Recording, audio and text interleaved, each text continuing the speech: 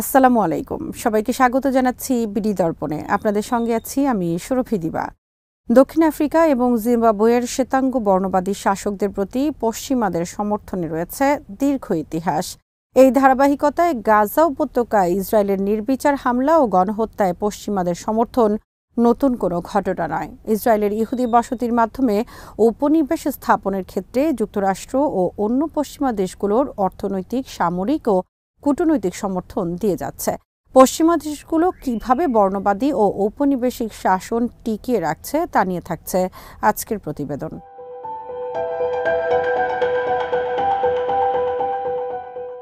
গাজায় ইসরায়েলের চলমান গণহত্যায় এ পর্যন্ত ৩৫,০০০-এর বেশি ফিলিস্তিনি জীবন দিয়েছে, যাদের মধ্যে অর্ধেকেরও বেশি নারী ও শিশু। এছাড়াও আরও বহু ফিলিস্তিনির লাশ বিধ্বস্ত ভবনের নিচে চাপা পড়ে আছে। মার্কিন প্রেসিডেন্ট জো বাইডেন স্পষ্ট করে ঘোষণা দিয়েছেন, ইসরায়েলের জন্য যুক্তরাষ্ট্রের সমর্থনের কোনো রেড লাইন নেই।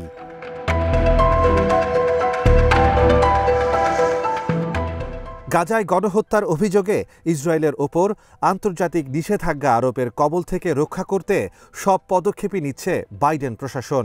ইসরায়েলের প্রতি সমর্থনের সর্বশেষ উদাহরণ হল ইহুদি বর্ণবাদী দেশটির জন্য অতিরিক্ত $২৬ বিলিয়ন সহায়তার একটি বিল অনুমোদন দিয়েছে মার্কিন কংগ্রেস।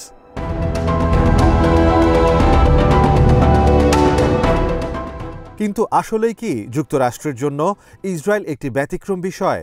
ইউরোপীয় বসতি স্থাপনকারী উপনিবেশের প্রতি পশ্চিমা বিশ্বের সমর্থনের ইতিহাসের দিকে তাকালে আমাদের কাছে এটি স্পষ্ট হয়ে উঠবে। ইসরায়েলের প্রতি পশ্চিমা সমর্থন একেবারেই অনন্য বা অভূতপূর্ব কোনো ঘটনা নয়।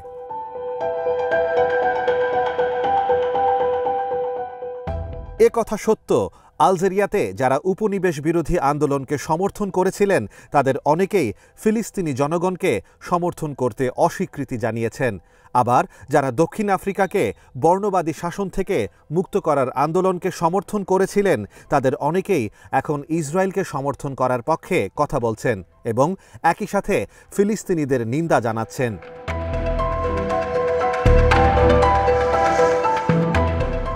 ফরাসি ঔপনিবেশিক নিপীড়নবাদী শাসনের বিরুদ্ধে আলজেরিয়ার মানুষের স্বাধীনতার আন্দোলন যখন তুঙ্গে উঠেছিল, সেই সময়েও ফ্রান্সকেই সমর্থন দিয়ে গেছে যুক্তরাষ্ট্র ও ইউরোপ।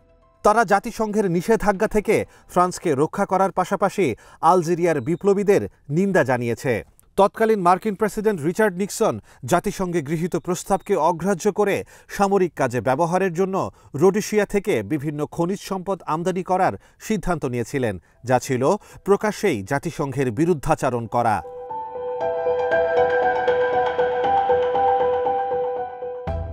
দক্ষিণ আফ্রিকার সংখ্যাগরিষ্ঠ কৃষ্ণাঙ্গ জনগণের বিরুদ্ধে মুষ্টিমেয় শ্বেতাঙ্গদের বর্ণবাদী নিপীড়নমূলক শাসনকে সমর্থন করেছে পশ্চিমা দেশগুলো। আন্তর্জাতিক নিষেধাজ্ঞার কবল থেকে এই শাসক গোষ্ঠীকে বাঁচাতে ১৯৬০-এর দশক থেকে ১৯৮০-এর দশক পর্যন্ত একই কায়দায় সমর্থন ও সহযোগিতা দিয়ে গেছে। এমনকি তারা নামিবিয়ায় দক্ষিণ আফ্রিকার শ্বেতাঙ্গ বর্ণবাদী শাসকদের দখলদারিত্বকে টিকিয়ে রাখতে ১৯৯০-এর দশক পর্যন্ত একই কায়দায় সমর্থন দিয়েছে।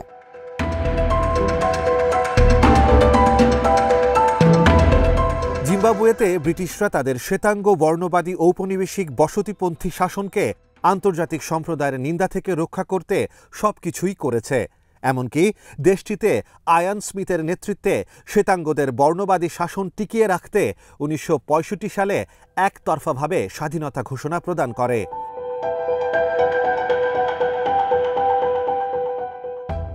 ১৯৬২ থেকে শুরু করে পরবর্তী সময়ে জাতিসংঘ নিরাপত্তা পরিষদ, সাধারণ পরিষদ এবং উপনিবেশ সংক্রান্ত বিশেষ কমিটি রোডেশিয়ার শ্বেতাঙ্গ শাসনের অবসান ঘটানোর জন্য বারবার আহ্বান জানালেও তাতে কর্ণপাত করেনি ব্রিটেন।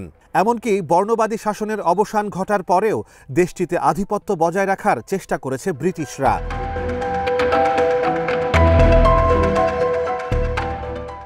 আফ্রিকা মহাদেশের বিভিন্ন অঞ্চলে ইউরোপের দেশ Britain, France, Germany, Spain, Portugal, Italy ও বেলজিয়ামের শ্বেতাঙ্গ শাসকরা বর্ণবাদী উপনিবেশ কায়েম করে দীর্ঘদিন মহাদেশটি শাসন ও শোষণ করেছে।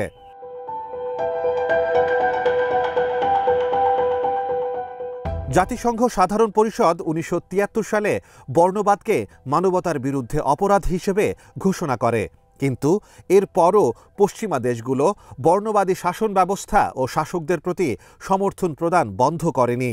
তারা এসব দেশে অর্থনৈতিক বিনিয়োগ করার পাশাপাশি সমরাস্ত্র ও সামরিক সরঞ্জাম দিয়ে সহায়তা করছে। আফ্রিকান বিপ্লবীদের কাছে অ্যাঙ্গোলা ও মোজাম্বিকের পতন এবং ১৯৭৫ সালে পর্তুগিজ শ্বেতাঙ্গ বর্ণবাদী উপনিবেশ শাসনের অবসান বর্ণবাদী শাসকদের জন্য প্রথম বড় ধরনের আন্তর্জাতিক বিপর্যয় হিসেবে বিবেচিত হয়।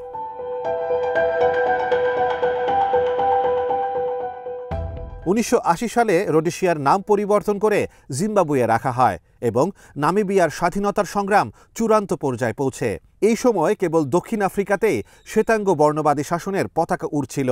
সেই সময় যুক্তরাষ্ট্র ও পশ্চিম ইউরোপের দেশগুলোর পাশাপাশি ইসরায়েল আফ্রিকার এই বর্ণবাদী শাসকদের প্রতি সমর্থন দিয়েছে।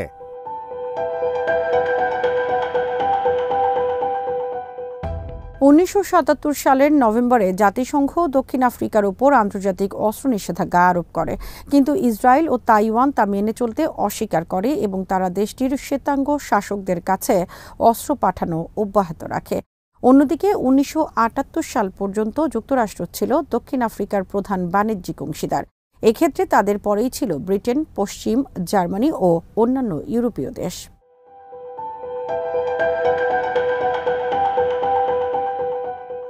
দক্ষিণ আফ্রিকার মোট বিদেশি বিনিয়োগের ৪০% ব্রিটেনের, ২০% যুক্তরাষ্ট্রের ও ১০% ছিল পশ্চিম জার্মানির।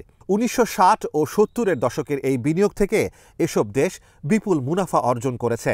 দক্ষিণ আফ্রিকায় শ্বেতাঙ্গ বর্ণবাদী ব্রিটিশদের শাসনকালে দেশটির নির্যাতিত কৃষ্ণাঙ্গ জনগোষ্ঠীর প্রতি যুক্তরাষ্ট্রকে কখনোই ন্যূনতম সহানুভূতি প্রকাশ করতে দেখা যায়নি।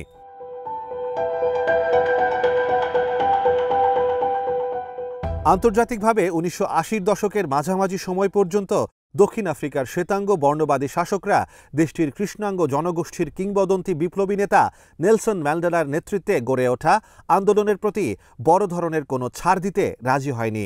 তাদের এই মনোভাব আন্তর্জাতিক সম্প্রদায়ের মধ্যে ক্ষোভের সঞ্চার করে এবং বিশ্বের বহু দেশ এর নিন্দা জানাতে থাকে।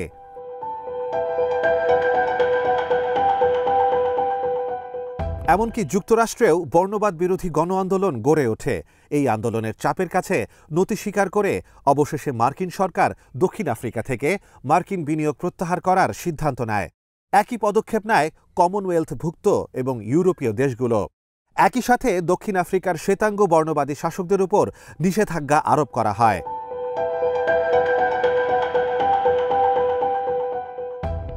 এই সময়েও তৎকালীন ব্রিটিশ প্রধানমন্ত্রী মার্গারেট থ্যাচার দক্ষিণ আফ্রিকার শ্বেতাঙ্গ বর্ণবাদী শাসকদের প্রতি বাণিজ্যিক ও অর্থনৈতিক সমর্থন অব্যাহত রাখেন।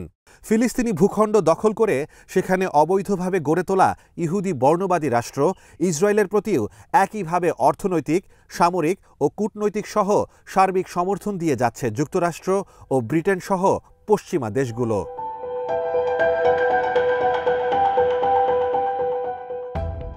ইসরায়েলের প্রধানমন্ত্রী বেনিয়ামিন নেতানিয়াহু ২০২৩ সালের জানুয়ারি মাসে এক রুদ্ধদ্বার বৈঠকে পার্লামেন্ট সদস্যদেরকে বলেছিলেন, ফিলিস্তিনিদের একটি স্বাধীন রাষ্ট্রের উচ্চাকাঙ্ক্ষাকে চূর্ণ করা প্রয়োজন।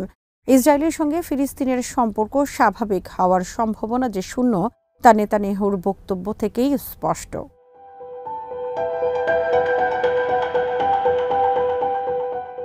সাবেক মার্কিন প্রেসিডেন্ট ডোনাল্ড ট্রাম্পের উদ্যোগে কয়েকটি আরব রাষ্ট্রের সাথে ইসরায়েলের স্বাক্ষরিত আব্রাহাম চুক্তির একটি অন্যতম শর্তই ছিল পশ্চিম তীরের বিশাল অংশে ইসরায়েলের সার্বভৌমত্ব প্রতিষ্ঠার বিতর্কিত পরিকল্পনা বন্ধ করা হবে। কিন্তু নেতানিয়াহু জানিয়েছেন, বসতি সম্প্রসারণ অভিযান থেকে তিনি সরে আসবেন না। তিনি এখন নতুন করে আরও হাজার হাজার বসতি গড়ার পরিকল্পনা করেছেন।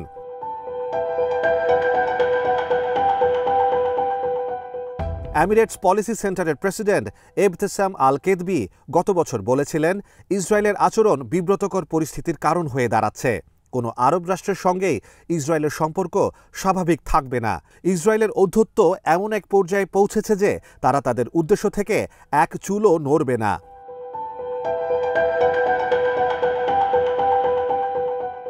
পশ্চিমা দেশগুলো ভালো করেই জানে গাজার ফিলিস্তিনিদের কতটা খেপিয়ে তোলা হয়েছে। কেননা দশকের পর দশক ধরে ফিলিস্তিনিদের বিরুদ্ধে ইসরায়েল যে জাতিগত শুদ্ধি অভিযান চালিয়ে আসছে তাতে সমর্থন দিয়ে আসছে পশ্চিমারা। ফিলিস্তিনিদের তাদের জন্মভূমি থেকে বিতাড়ন এবং বাকি যারা আছেন তাদের বসতিতে বন্দী করে রাখার ঘটনায় পশ্চিমা সরকারগুলো অন্ধভাবে সমর্থন দিয়েছে।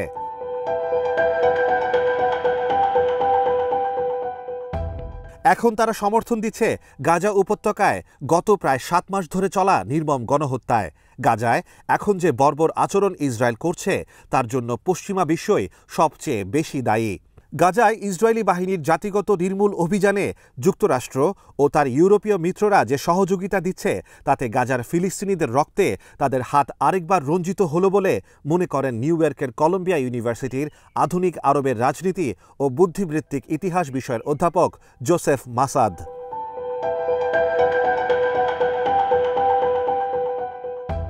আজ এখানেই শেষ করছি। সবাই ভালো থাকুন, সুস্থ থাকুন আর দেখতে থাকুন বিডি দর্পণ। চ্যানেলটি ভালো লাগলে সাবস্ক্রাইব করুন, সংযুক্ত থাকুন আমাদের ফেসবুক পেজে। আল্লাহ হাফেজ।